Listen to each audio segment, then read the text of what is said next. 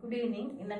ನಾನು ದಿನ ನನ್ನ ಮಗಳಿಗೆ 2 ಕ್ಲಾಸ್ ಮ್ಯಾಥ್ಸ್ ಸೈನ್ಸ್ ಕ್ಲಾಸ್ಗಳಲ್ಲಿ ಒಂದೊಂದು ಮಾಡಿ ಕೊಡ್ತಾ ಇದ್ದೆ.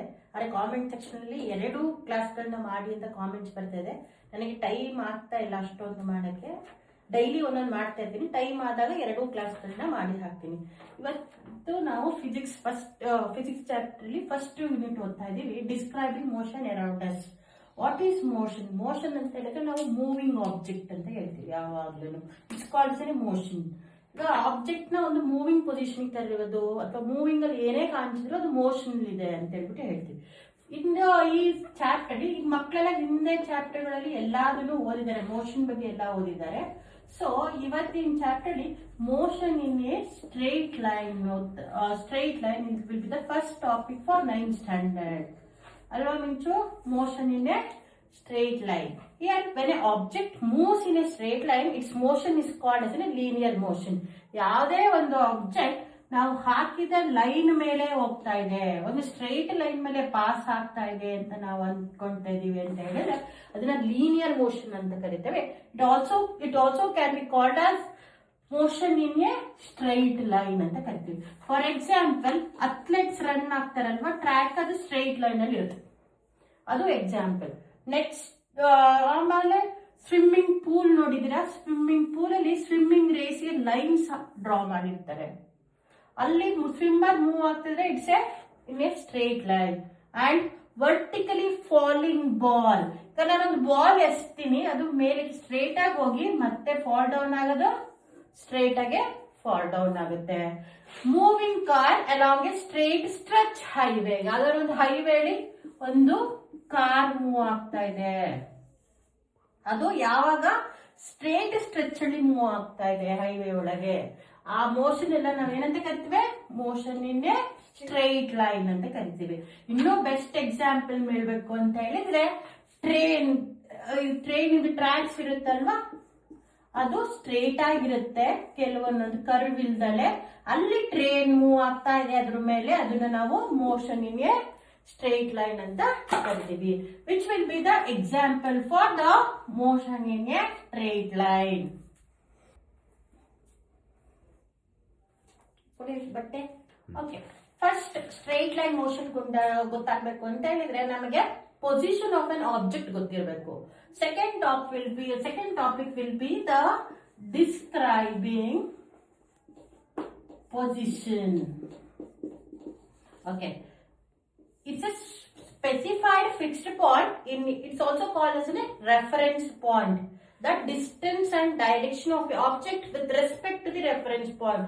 ಈಗ ಯಾವ್ದೋ ಒಂದು ಆಬ್ಜೆಕ್ಟ್ ನಾನು ಕೊಟ್ಟಿನಿ, ಯಾವ್ದೋ ಒಂದು ಕಾರು ಸ್ಟ್ರೈಟ್ ಲೈನ್ ಅಲ್ಲಿ ಮೂವ್ ಆಗ್ಬೇಕು, ಅದು ಯಾವ ಪಾಯಿಂಟ್ ಇಂದ ಮೂವ್ ಆಗಬೇಕು, ನಾವು ಯಾವ್ದು ರೆಫರೆನ್ಸ್ ಪಾಯಿಂಟ್ ಅಂತ ಹೇಳ್ಬಿಟ್ಟು ಡಿಫೈನ್ ಮಾಡಿರ್ತೀವೋ ಅದನ್ನು, ಅಥವಾ ಒರಿಜಿನ್ ಪಾಯಿಂಟ್, ಕಾರ್ ಎಲ್ಲಿಂದ ಸ್ಟಾರ್ಟ್ ಆಗ್ತಾ ಇದೆ ಅದನ್ನ ರೆಫರೆನ್ಸ್ ಪಾಯಿಂಟ್ ಅಂತ ಕರಿಬಹುದು, ಇಲ್ಲ ಅಂತ ಹೇಳಿದ್ರೆ ಒರಿಜಿನ್ ಅಂತ ಕರಿಬಹುದು.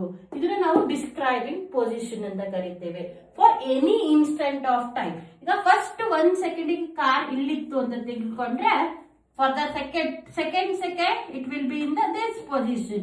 For the third second car will be in this position. For the fourth second car will be in this position. But origin start ಆಗ್ತಾ ಇರೋದನ್ನ ನಾವೇನಂತ ಕರಿತೇವೆ? ರೆಫರೆನ್ಸ್ ಪಾಯಿಂಟ್ ಅಂತ ಕರಿತೇವೆ. Okay, reference point with respect to time ನಮಗೆ ಗೊತ್ತಾಗಿದೆ. Next ಈಗ ನಾವೇನಂತ ಹೇಳ್ತೀವಿ ಅಂತ ಹೇಳಿದ್ರೆ, ಮ್ಯಾಥಮೆಟಿಕ್ಸ್ ಯೂಸ್ ಮಾಡುವಾಗ reference point is always be origin ಅಥವಾ 0 ಅಂತ ಕರೆದ್ರೆ ಅದ್ರದ್ದು here it's position. Object set to be at rest if it's position with respect to the reference point does not change with the time. If the position of the object with respect to reference point changes with the time, then it is said to be motion. ಈ object ಇಲ್ಲೇ stagnant ಆಗಿ ನಿಂತಿದೆ ಅಂತ ಹೇಳಿದ್ರೆ, ಯಾವುದೋ ಒಂದು object stagnant ಆಗಿ ನಿಂತಿದೆ, ಇಲ್ಲೇ ನಿಂತಿದೆ ಅಂತ ಹೇಳಿದ್ರೆ ಅದನ್ನ ನಾವೇನಂತೀವಿ? ಆಬ್ಜೆಕ್ಟ್ ಇನ್ ರೆಸ್ಟ್ ಅಂತ ಕರಿತೇವೆ. ಅದೇ with respect to time change ಆಗ್ತಾ ಇದೆ ಪೊಸಿಷನ್ ಆಫ್ ಅನ್ ಆಬ್ಜೆಕ್ಟ್ ಅಂತ ಹೇಳಿದ್ರೆ it will be in the motion. Okay, stagnant ಆಗಿ ನಿಂತಿದ್ದು ಅಂತ ಹೇಳಿದ್ರೆ ಏನಂತ ಹೇಳ್ತೀವಿ? It will be in the rest position.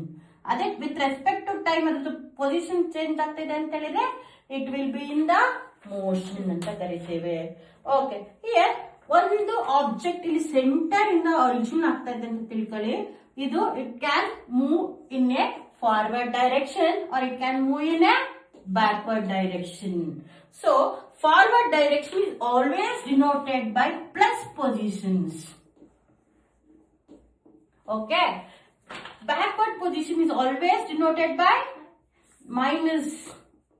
Okay, we can define as the position of the right of the reference point. ಇದು reference point ಅಂತ ತಗೊಂಡ್ರೆ right side ಬರೋದೆಲ್ಲ ಏನಾಗಿರುತ್ತೆ, it is called positive.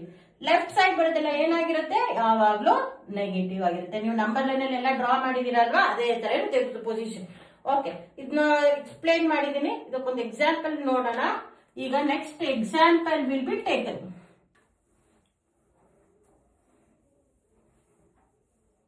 Okay, let's start with an example. The position of Neena, an athlete. Let us take her starting point as a reference point. Starting point ನಾವೇನಂತ ಕರಿತೀವಿ, ಯಾವುದೋ ಒಂದು athlete positioning ಹೇಳ್ತಾ ಇದೀವಿ. ಇದರಲ್ಲಿ first point reference point, it will be starting at 0. It is reference point.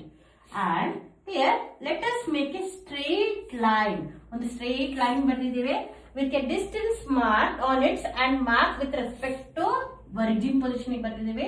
20 meter, 40 meter, 60 meter, 80 meter, 100 meter.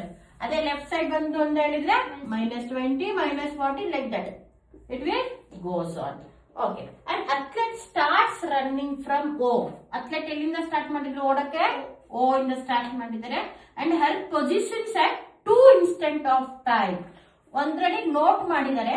First athlete position will be in the B position at the distance of 40 meter. Second position at the A position at the distance of 100 meter. ಇಲ್ಲಿ ಮಾಡಿದ್ದಾರೆ.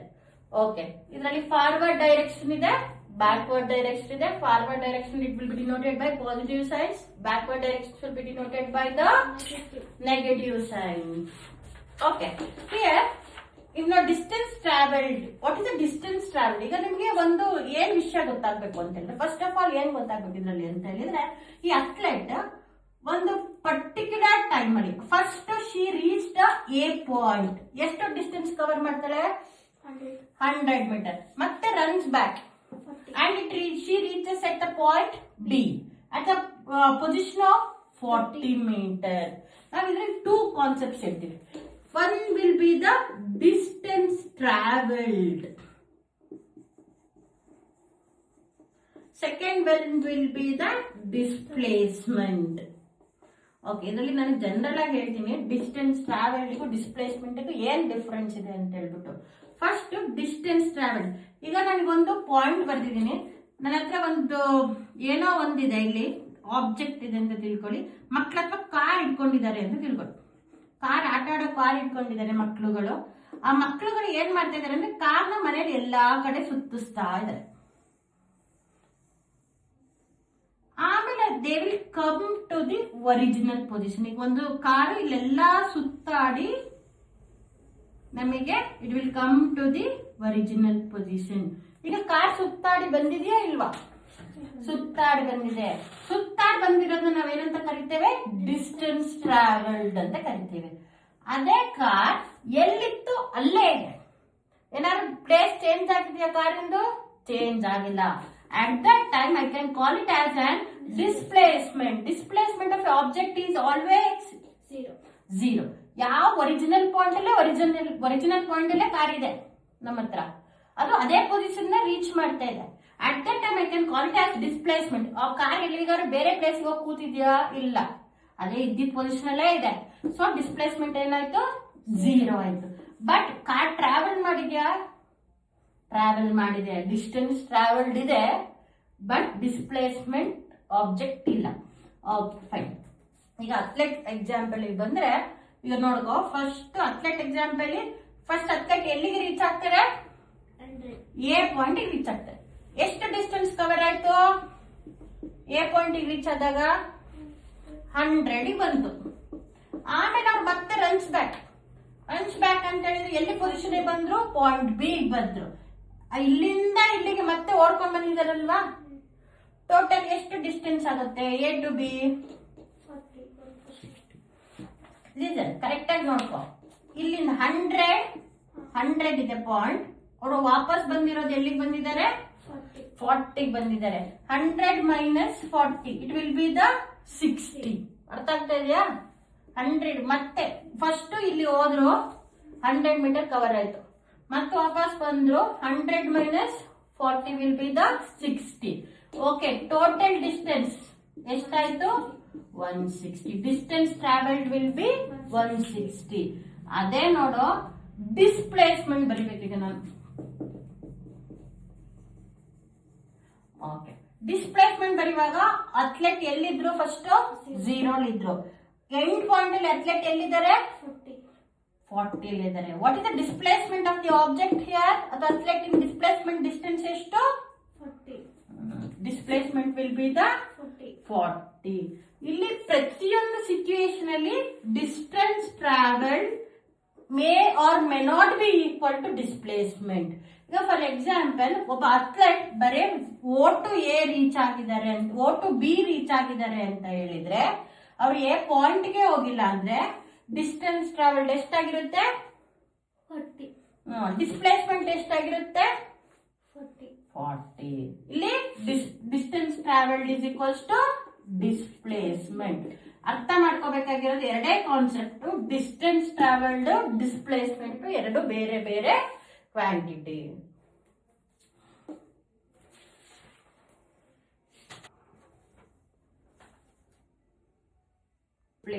Displacement is the net change in the position of object between two given instant of time.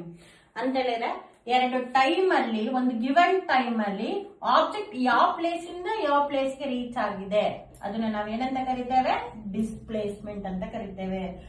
ಈಗ vehicle move ಆಗಿರೋದನ್ನ ನಾವೇನಂತ ಕರಿತೇವೆ? ಅಥವಾ object move ಆಗಿರೋ distance ನಾವೇನಂತ ಕರಿತೇವೆ? Distance travelled. Okay, ಇದನ್ನ ಡಿಸ್ಪ್ಲೇಸ್ಮೆಂಟ್ ಮತ್ತೆ ಡಿಸ್ಟೆನ್ಸ್ ಟ್ರಾವೆಲ್ ನ ಮೆನ್ಷನ್ ಮಾಡ್ಬೇಕು ಅಂತ ಹೇಳಿದ್ರೆ, ನನಗೆ ಇನ್ನೊಂದು ಆಬ್ಜೆಕ್ಟ್ ಬೇಕು, ಅದನ್ನ ನಾವೇನಂತ ಕರಿತೇವೆ? ಮ್ಯಾಗ್ನಿಟ್ಯೂಡ್ ಅಂತ ಕರಿತೇವೆ. The numerical value of a physical quantity is called ಅದನ್ನ magnitude. For example, athlete 40 metre run ಮಾಡಿದ್ದಾರೆ ಅನ್ನೋದು it's a magnitude, numerical value.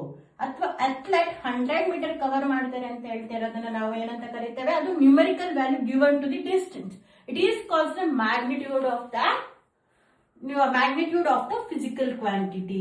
So ಇದರಲ್ಲಿ ನಾವು ಡಿಸ್ಟೆನ್ಸ್ ಹೇಳ್ತಾ ಇದೀವಿ. It is always measured in, it may be measured in meters. SI unit of distance will be, displacement will be taken as a meter. So for a particular period of instance, the displacement of an object is denoted by meter here. Okay, thank you. ಇದೇ ಥರ informations video ಬೇಕಂದರೆ subscribe ಮಾಡಿ, like ಮಾಡಿ, share ಮಾಡಿ. Thank you.